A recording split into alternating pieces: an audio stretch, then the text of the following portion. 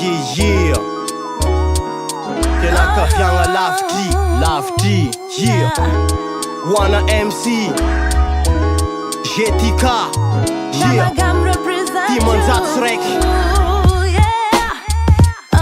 Afa izo efa olo be antegna, lavitry ny fianakaviagna sady efa mameltegna. Akamaroanjare efa lasa nandeha lavitry, samy mandeha samby mitady amy tany misy anazy tsy nisaraka amina afagnana namagna. Fa maika fianakaviagna sarotra ialangalagna, tsy nipetraka ny arikitry fa nandeha lavitry hitady ze raha mavelogno ndraiky ze raha matsaratsara anazy. Aza miagnatigny izy koa tegna nagnadigna, manomboko niany hoana io ametsaka fampitsarovagna. Hoanarô ze avako, hoanarô ze namako, hoanarô favaliko, hoanarô ze tiako.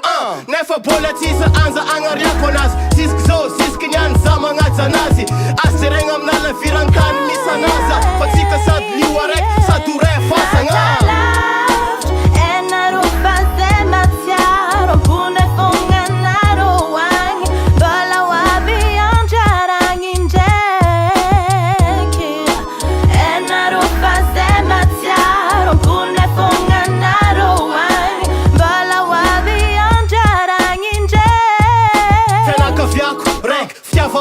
Zrek tsande atakalko amin'olo tiako. Aza misy mitomagny, aza misy marary, aza misy mampitaly, aza misy magnary. Fa zay bola ketikety fogna sady matsiaro. Hoanarô ze avagna lavitra maromaro, igny nenao hoe avy amy GTK soane. Fagnajagny maventy be hoanarô fianakaviagna, hoela velogno atsika jiaby agnabony tany. Avita na ditsika tsaraikaraiky iaby.